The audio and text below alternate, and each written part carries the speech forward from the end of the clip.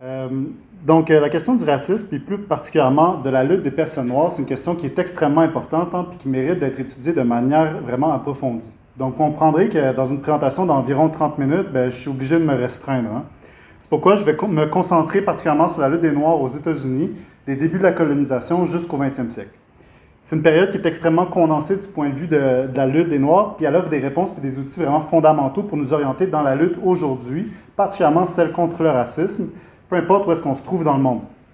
Je vous apparais en disant que la question du racisme, c'est un sujet qui a fait couler beaucoup d'encre, particulièrement depuis les dernières années. Je pense entre autres à l'incroyable mouvement de manifestation autour de George Floyd qui avait ébranlé les États-Unis en 2020. C'est un mouvement qui avait duré plusieurs mois contre la brutalité policière et le racisme, qui était tellement large que la majorité de la population américaine soutenait à un certain point l'incendie d'un poste de police à Minneapolis. Puis même à un moment, le président des États-Unis avait dû se réfugier dans le bunker de la Maison-Blanche, quand même. Donc le mouvement de 2020 a été le plus grand mouvement de lutte contre le racisme depuis des décennies. On estime qu'il a impliqué de 15 millions à 26 millions de personnes, mais pourtant, ça n'a pas été suffisant pour venir à bout du racisme. Et de là, il y a beaucoup de conceptions à propos du racisme qui ont été remises en question. Est-ce que c'est vraiment possible de venir à bout du racisme? Si le plus grand mouvement de l'histoire des États-Unis sur la question n'a même pas réussi à atteindre même ses demandes de base, comme la réduction du financement de la police, qui a été augmentée dernièrement. Donc, pour certains militants, ça a clarifié leurs idées et leur détermination pour combattre le racisme. Et pour d'autres, ça les a amenés à une confusion et à toutes sortes de conclusions défaitistes et démoralisantes. Par conclusion défaitiste, je pense par exemple à des idées comme qu'on ne peut pas éliminer le racisme parce que de toute façon, les humains auraient été, soi-disant, auraient toujours été racistes, ou que les humains ne seraient jamais vraiment capables de se comprendre les uns les autres, de surmonter nos biais racistes parce qu'on a tous un point de vue différent sur le monde, ou qu'on profite tous d'une façon ou d'une autre de l'oppression des gens plus infortunés que nous, etc. Donc, en d'autres mots, qu'on est impuissant. Comment peut-on penser à la lutte contre les oppressions, à l'émancipation de l'humanité, si le point de départ, c'est que le racisme fait partie inhérente de l'humain, qui a toujours existé, donc qui ferait partie d'une supposée nature humaine. Heureusement, tout ça, c'est de la bullshit. Le racisme, ça ne fait pas partie d'une soi-disant nature humaine, inébranlable, universelle et anhistorique. On n'est pas impuissant. Le racisme est apparu à un moment particulier dans l'histoire humaine. Il a grandi, il est alimenté et il va pouvoir être détruit. Tout ce qui naît meurt. Mais pour pouvoir se donner les moyens de nous débarrasser à tout jamais du poison du racisme, il faut avant tout connaître son origine, parce que dans cette origine-là va se trouver en fait la réponse pour sa destruction. Donc les premiers Africains et Africaines noirs sont arrivés autour de 1619 dans les colonies anglaises. Il y avait déjà eu plusieurs esclaves noirs qui avaient été amenés par les Espagnols dans la région qu'on appelle aujourd'hui le Nouveau-Mexique et l'Arizona. Mais les premiers immigrants noirs qui sont arrivés dans les colonies anglaises sont arrivés en tant que serviteurs sous contrat. Ils sont arrivés de façon très similaire aux immigrants européens pauvres, qui étaient eux aussi des serviteurs sous contrat. Les serviteurs sous contrat qui arrivaient dans les colonies avaient donc vendu à l'avance leur force de travail pour plusieurs années, et donc pour ces années-là, ils étaient forcés de travailler pour rembourser la dette de leur contrat de service. Dans les premières années des 13 colonies, il n'y avait pas de distinction entre les serviteurs sous contrat d'origine européenne ou ceux d'origine africaine. C'est uniquement aux alentours des années 1680 que la discrimination faite sur la base de la race va devenir une norme sociale. Et cette norme sociale-là va apparaître sous les pressions économiques particulières de l'époque. C'est sous la pression de la lutte des classes comme une nouvelle outil de la classe dominante. En fait, la géographie et le climat du sud des États-Unis étaient parfaitement adaptés à l'exploitation massive de certaines cultures, particulièrement le coton, qui pouvait devenir extrêmement lucratif pour répondre aux larges besoins des industries naissantes en Europe. Par contre, pour que ce soit possible, il fallait une vaste source de main-d'œuvre bon marché, et cette vaste source de main-d'œuvre bon marché était vraiment difficile à trouver parce que les serviteurs sous contrat, ils arrêtaient de travailler pour les capitalistes agricoles dès que leur service obligatoire d'une durée de 5 à 7 ans était terminé. L'Amérique est encore un vaste continent peu colonisé et les nouvelles terres se vendaient à bas prix vu que leur disponibilité était très élevée par rapport à la population de colons. Donc, les serviteurs sous contrat, à la fin de leur service, allaient simplement coloniser des nouvelles terres qui étaient inhabitées et devenaient des fermiers autonomes. Et donc, il n'y avait plus de raison pour eux de travailler sur les plantations. Puis ça, c'était évidemment un problème pour les planteurs. Les exploiteurs agricoles des 13 colonies avaient besoin de forcer les travailleurs à rester dans leurs champs et les capitalistes industriels de l'Angleterre demandaient pour leur usine des grandes quantités de ressources naturelles à faible coût. Sans travailleurs, pas de coton, puis sans coton, pas d'argent.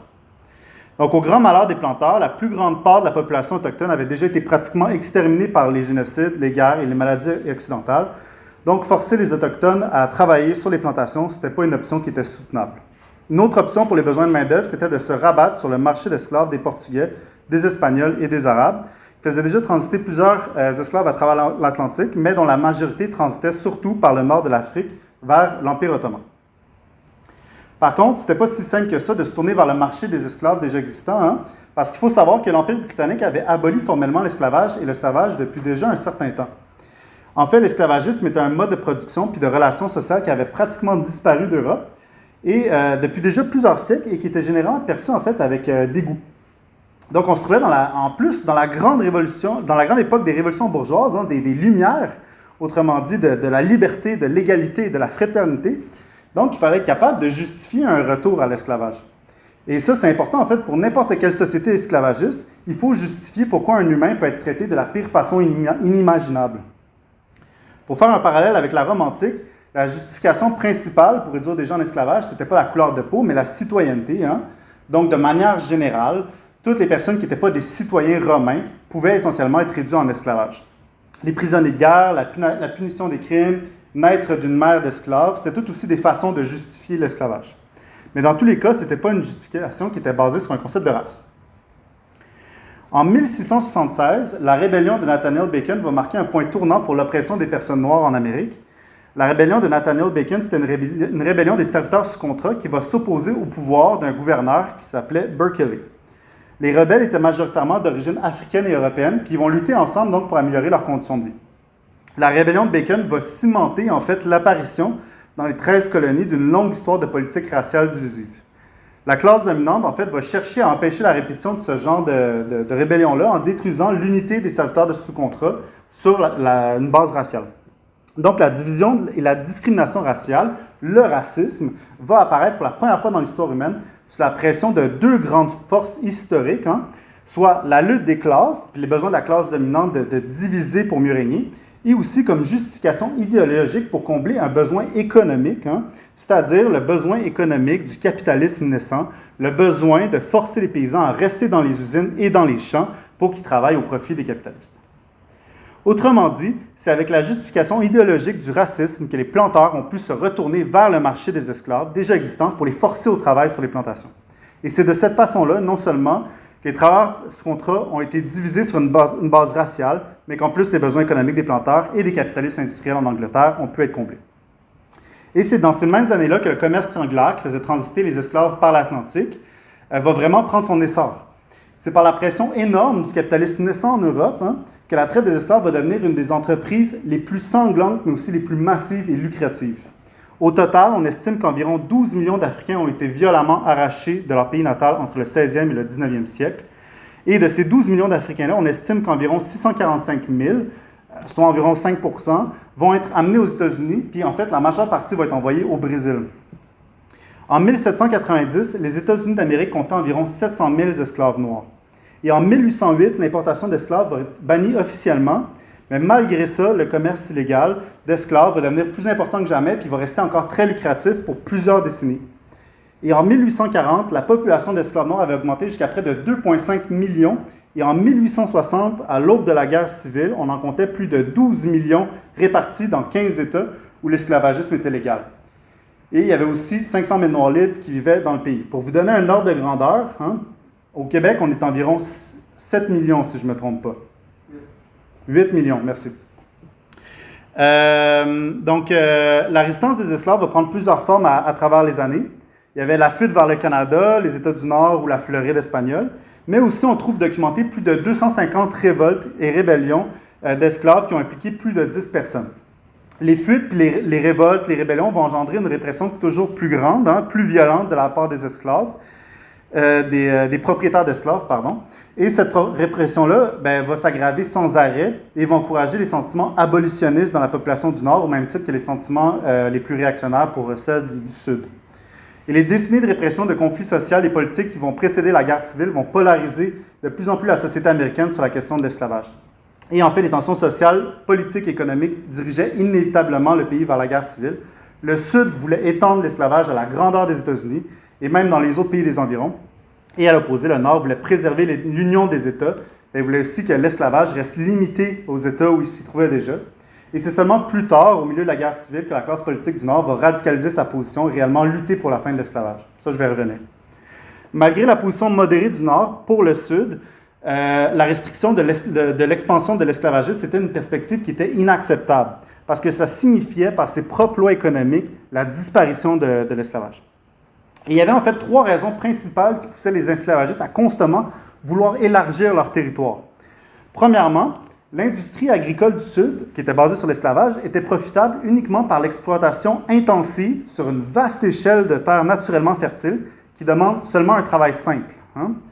Normalement, la culture agricole intensive, pour être profitable, nécessite principalement des investissements technologiques et un bon niveau d'éducation des travailleurs. Ça permet d'augmenter la productivité tout en évitant l'épuisement des sols. Bien sûr, ça, ce n'était pas le cas sur les plantations. Sur les plantations, lire et écrire, c'était interdit. Puis l'espérance de vie était très courte. Donc, c'était un non-sens de mettre dans des mains d'esclaves des machines complexes et fragiles, comme je préfère en parallèle avec des tracteurs ou des engrais chimiques ou des affaires. C'est sûr qu'à l'époque, il n'y avait pas de tracteurs, mais comme on peut voir un peu l'idée. Donc, pour augmenter la productivité dans les plantations, il n'y avait pas vraiment d'autre façon de le faire qu'avec des coups de fouet. C'est pourquoi on assiste rapidement dans les vieux États esclavagistes comme le Maryland à l'épuisement des sols et à la transformation de ces États-là en États producteurs de produits agricoles qui vont se transformer donc en États producteurs d'esclaves. C'est-à-dire que leur fonction principale se résumait à offrir un apport constant d'esclaves aux États de l'extrême sud et du sud-ouest où les terres étaient encore fertiles. Deuxièmement, le Congrès américain inclut la Chambre des représentants et le Sénat.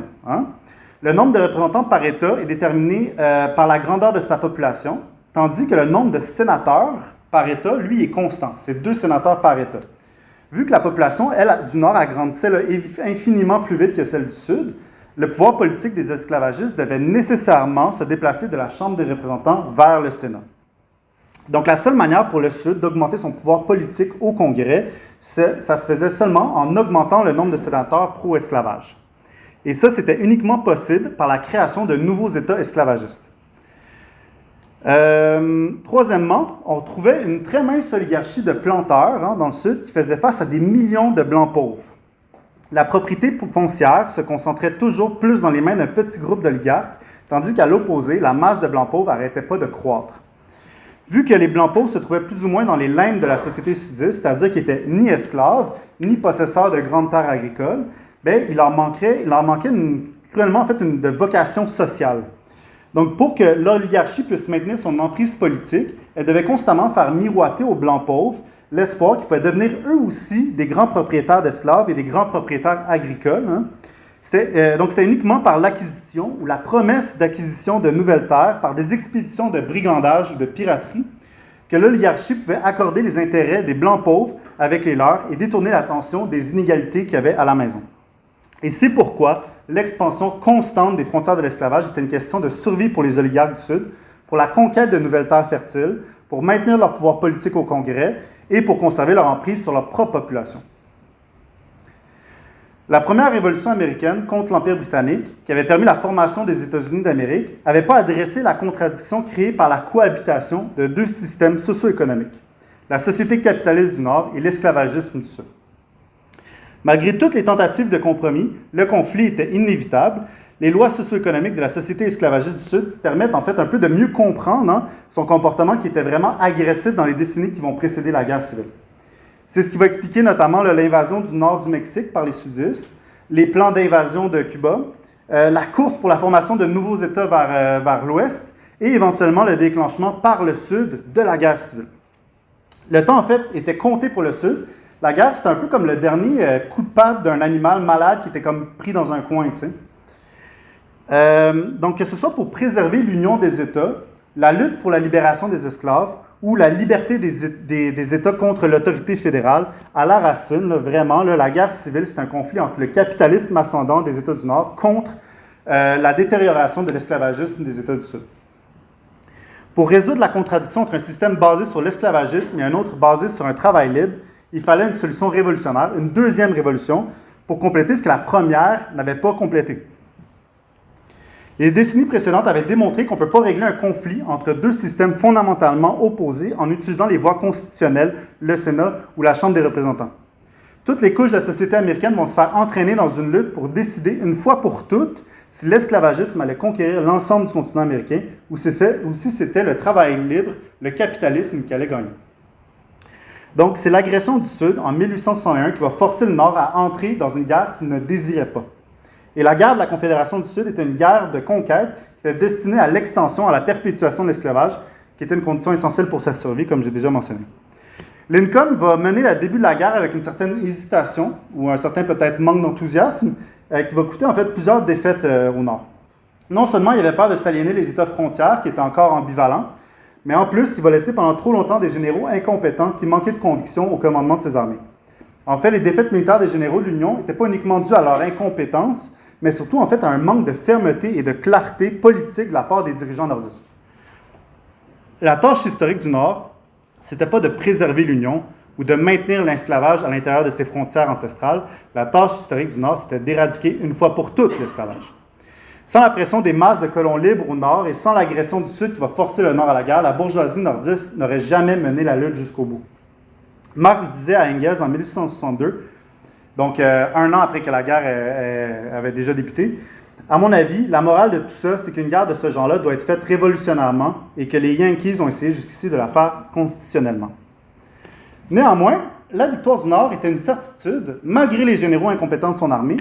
Pourquoi? Notamment parce que l'économie de l'État de New York, à elle seule, était 4 fois plus grande que l'entièreté de celle des voisins du Sud. C'est ça qui, en dernière analyse, a déterminé le cours de la guerre. En 1862, la bataille j'ai de la misère à prononcer ça, d'Antietam, je pense que je l'ai bien prononcé, hein? Antietam, je ne sais pas. En tout cas, ça va marquer un point tournant dans la guerre. Hein? Ça va être le jour le plus sanglant de l'histoire des États-Unis. Cette victoire stratégique pour le Nord va donner l'assurance nécessaire à Lincoln pour qu'il puisse faire sa célèbre proclamation d'émancipation en 1863.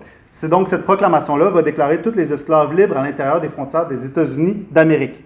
Et à ce moment-là, le point tournant n'est pas tant militaire que politique, c'est-à-dire que la proclamation va permettre en fait de donner une direction politique claire qui était nécessaire et attendue dans la lutte armée contre le Sud. Hein? Dans n'importe quelle guerre, les idéaux pour lesquels combattent les soldats sont tout aussi importants en fait que n'importe quel gros canon. C'est les idées qui peuvent donner le courage, la motivation, la fougue, la créativité et la vivacité d'esprit nécessaires dans les batailles les plus décisives. Et la proclamation d'émancipation venait clarifier en fait le caractère de cette guerre-là. C'était une guerre pour mettre à mort l'esclavage. Et donc, en parlant de vivacité, de courage, etc., l'implication de centaines de milliers de Noirs va jouer un rôle clé dans cette guerre civile-là. Chez les sudistes, les esclaves construisaient les tranchées, ils transportaient l'artillerie, l'équipement, ils montaient les campements, ils cuisinaient, c'était les serviteurs des officiers confédérés. Hein. Il y a certains Noirs libres qui vont même combattre pour la Confédération. Par contre, cette situation-là va changer au fur et à mesure, où les esclaves du Sud vont se rendre compte de la signification de la victoire du Nord pour eux. En fait, plus de 500 000 Noirs vont s'échapper vers le Nord, hein, dont une grande partie va rejoindre l'armée Yankee. Et d'autres, qui étaient infiltrés parmi les rangs des Confédérés, vont servir d'éclaireurs, d'espions et de messagers sur les fronts. Sans oublier que la discipline sur les plantations devenait de plus en plus difficile, hein, à un tel point que les planteurs vont être forcés de déplacer leurs plantations le plus loin possible des lignes de front. Et au Nord, dès le début de la guerre, les Noirs libres voulaient se joindre à la bataille, hein, parce qu'ils étaient parfaitement conscients de l'implication et de l'importance que la victoire du Nord pouvait avoir sur eux. Pourtant, il va falloir quand même attendre en 1862 pour qu'ils soient permis de combattre. Notamment à cause de la peur raciste que l'Union avait à l'idée d'armer une grande quantité de personnes noires et à cause des craintes de Lincoln devant la perspective de s'aliéner les planteurs des États frontières. À la fin de la guerre, il y a plus de 220 000 Noirs libres qui avaient combattu dans l'armée des nordistes et 40 000 vont y perdre la vie. Malgré l'entrée en vigueur, donc ils vont combattre avec un héroïsme incroyable, puis il va être un facteur déterminant pour la victoire de la guerre, vraiment. Malgré l'entrée en vigueur en 1863 de la proclamation d'émancipation, il va falloir que les troupes de l'Union l'implantent de force en avançant dans les États du Sud. Puis c'est uniquement en 1865 que les Noirs enchaînés vont être formellement libérés.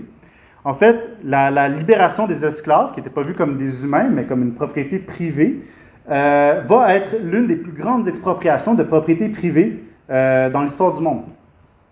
Et malgré les effusions de sang et la destruction terrible, cette guerre-là, ou cette seconde révolution bourgeoise, va jouer un rôle progressiste en détruisant le système esclavagiste et en faisant en fait un peu comme table rase là, pour un développement capitaliste libéré d'entraves en Amérique du Nord.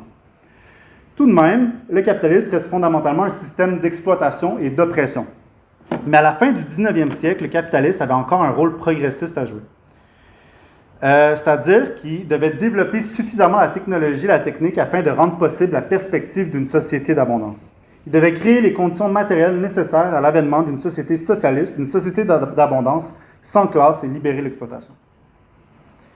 Avec la guerre civile terminée et le Nord victorieux, il y avait une grande question qui se posait. Comment reconstruire les infrastructures des États du Sud et les réintégrer dans l'Union sous une nouvelle base économique dénuée de l'esclavagisme? Et de là va s'ouvrir une période qu'on appelle la reconstruction, qui va commencer en 1863 puis qui va se terminer 10 ans plus tard. Elle a eu deux phases. La première qui est dite modérée, où l'accent était surtout mis sur l'intégration des États du Sud avec des politiques et des réformes relativement douces. Et c'est pendant cette période-là qu'on va voir les premières tentatives de ségrégation de la part des États du Sud avec le Black Code en 1865. Simplement, le Black Code, ou le Code noir, restreignait les droits des Noirs à plusieurs niveaux et faisait d'eux des citoyens de deuxième zone. Les anciens propriétaires d'esclaves avaient accepté à contre-cœur l'abolition de l'esclavagisme, mais ils n'étaient pas prêts à accepter l'égalité raciale. Le Black Code va être renversé en 1866 avec le Civil Rights Act, mais le ton était déjà donné pour la contre-révolution puis la répression raciale qui allait venir, et notamment le Ku Klux Klan va être fondé en 1866 en réaction au renversement du Black Code. Et pendant la deuxième phase de la reconstruction, la phase qu'on appelle radicale, la pleine citoyenneté, les droits de vote et les droits civiques vont être donnés et étendus à tous les anciens esclaves. Et en même temps, il y a de 10 000 à 15 000 anciens officiers sudistes blancs qui vont se faire enlever leurs droits de vote. Et avec l'expansion des chemins de fer, l'éducation publique, qui était quand même ségrégée, et les campagnes d'alphabétisation, le Sud va être grandement modernisé. Mais malgré ça, comme j'ai mentionné, la réaction se montrait déjà le bout du nez pendant la reconstruction. Mais ce qui va vraiment marquer le tournant entre la révolution et la contre-révolution, c'est la crise économique de 1873.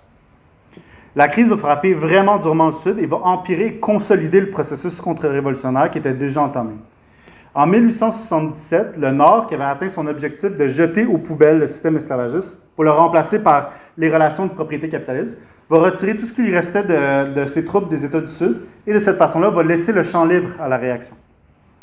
L'esclavagisme avait été renversé, mais les besoins d'une grande quantité de main-d'œuvre bon marché pour l'agriculture restaient encore, tout particulièrement dans le contexte de la crise économique de l'époque. Donc, pour régler ce problème-là, les États du Sud ont adapté, pour les besoins de la production capitaliste, les relations sociales du vieux système esclavagiste, désuet et défait, donc ségrégation raciale, préjudice, discrimination, et c'est de cette façon-là que va avoir lieu l'emprisonnement de centaines de milliers de Noirs pour des offenses mineures. Et une fois emprisonnés, ils vont se faire forcer au travail, particulièrement sur les chemins de fer. Et une fois embarqués à vie comme criminels, ça devenait pratiquement impossible pour eux de recevoir une éducation, de trouver du travail et des logements décents. Aussi, il ne faut pas oublier qu'auparavant, les esclaves étaient logés et nourris par leurs maîtres. Donc, soudainement, ils se trouvaient parachutés sur le marché du travail avec très peu de moyens et avec souvent aucun autre choix que de retourner sur les plantations pour travailler pour leurs anciens maîtres, mais cette fois-ci comme travailleurs salariés. Pendant la reconstruction, plusieurs anciens esclaves avaient eu des petites fermettes grâce à des compensations de l'État, mais malheureusement, à cause de la crise économique, ils ne vont pas survivre à la compétition contre les grands propriétaires, les grandes plantations. Puis les anciens propriétaires d'esclaves, qui possédaient encore les grandes terres et les outils, vont donc accueillir des grandes quantités de ces anciens esclaves-là, qui étaient maintenant lourdement endettés. Thomas Hall, un ancien esclave, va dire dans une entrevue en 1930 « Les Yankees nous ont aidés à nous libérer, c'est ce qu'ils disent, mais ils nous ont laissé nous faire ramener à nouveau en esclavage. » Et donc, de cette façon-là, la population noire s'est trouvée dans une extrême pauvreté, amplifiée par la ségrégation et la violence de l'État qui limitait leurs droits. Les réformes de la reconstruction vont se faire détruire les unes après les autres à travers les décennies de réaction. Et le cycle vicieux de la pauvreté de l'époque continue encore et existe encore aujourd'hui pour des millions de Noirs aux États-Unis. Le racisme, qui était, comme l'écrivait si bien en fait John Peterson de Socialist Revolution aux États-Unis, Le racisme, qui est un outil nécessaire pour la société esclavagiste du Sud, s'est transformé en un outil spécial et nécessaire pour l'exploitation capitaliste, pas juste pour le Sud, mais maintenant pour l'ensemble des États-Unis. Et aux alentours de 1915 va avoir lieu la Grande Migration. Donc, pour fuir la répression insoutenable de la ségrégation du Sud, il y a 1,6 million de personnes noires qui vont migrer vers le Nord à la recherche d'une meilleure qualité de vie. Et malheureusement, ils vont retrouver le racisme à chacun leurs arrêts. Non seulement amplifié par la migration massive, mais surtout présent profondément dans tous les aspects de la société américaine. Et même l'élection en 1912 du président Woodrow Wilson, qui était un suprémaciste blanc et qui était un fier supporter du nouveau KKK, témoigne très bien en fait du grave niveau de pourriture des institutions américaines de l'époque. Donc la terrible exploitation des travailleurs américains, la crise économique profonde du début des années 30, après le crash boursier, le tout combiné à la migration des personnes noires, puis à la concentration des travailleurs dans les usines et dans les centres urbains, va amener éventuellement un regain du mouvement ouvrier. Et les années 30 vont être marquées par des grandes luttes syndicales. Plusieurs de ces luttes-là vont être très difficiles, mais certaines d'entre elles vont permettre aux travailleurs de faire des gains considérables. Et en 1935, ces luttes vont même mener à la fondation d'une grande fédération de syndicats militants organisés sur une base industrielle, le Congress of Industrial Organizations, le CIO. Malgré que le racisme n'avait clairement pas été éliminé, qui restait même présent dans les couches les plus progressistes du mouvement ouvrier, les personnes noires en particulier vont bénéficier énormément des vagues massives de grève, notamment par des augmentations de salaire puis augmentations dans leurs conditions de vie. Le nombre de travailleurs syndiqués noirs va quintupler en 10 ans et plusieurs d'entre eux vont accéder à des positions dirigeantes dans des syndicats. Et à travers donc sa lutte, le mouvement ouvrier avait en quelques années amélioré les conditions de vie des Noirs à un niveau qui semblait virtuellement impossible pendant les décennies de réaction. La lutte des Noirs avait à nouveau été transformée en un mouvement de masse qui dépassait les frontières raciales. Dans les grandes grèves des années 30, les travailleurs noirs ont pu s'unir avec les travailleurs blancs et ils se sont trouvés à lutter à nouveau contre leur exploiteur commun, la classe capitaliste. La grève est la meilleure enseignante de la solidarité et elle est aussi un des meilleurs remèdes contre les préjugés. Évidemment, l'histoire, elle ne s'est pas arrêtée là. La lutte des Noirs va continuer de débranler les fondations de la société américaine, par exemple avec le mouvement des droits civiques, avec les Black Panthers, et aujourd'hui avec le fameux mouvement Black Lives Matter. Donc la lutte des Noirs aux États-Unis, à travers le reste du monde, la lutte contre le racisme est encore loin d'être terminée. Le racisme est tellement omniprésent dans la société d'aujourd'hui qu'on peut avoir l'impression que le racisme a toujours existé chez les humains. Mais en fait, on peut constater que le racisme apparaît à un moment précis de l'histoire humaine et dans un contexte social bien particulier. Le concept de race n'existait pas à l'époque ancienne, c'est un produit du capitalisme naissant. Les justifications de l'esclavage avant le 17e siècle, c'était les différences religieuses, linguistiques, ethniques, le genre féminin, l'hérédité de la condition d'esclave ou les prisonniers de guerre. Ou plus généralement, les justifications étaient les origines de classe, le sexisme et la xénophobie. La xénophobie, c'est quoi? C'est simplement l'hostilité à tout ce qui est étranger. Tandis qu'avec le racisme, on parle de quelque chose de plus précis. On parle plutôt d'une idéologie internationale qui est construite sur la catégorisation de caractéristiques physiques, principalement sur la couleur de peau, pour définir une soi-disant supériorité ou infériorité raciale. Et la création de la conception moderne qui définit que les Blancs seraient soi-disant supérieurs et que les Noirs seraient soi-disant inférieurs, qui divise les humains en catégories sur la base de la couleur de peau, ça peut être retracé dans des documents historiques jusqu'à une période précise pour répondre à des besoins matériels bien précis. C'est l'institutionnalisation moderne de l'esclavagisme.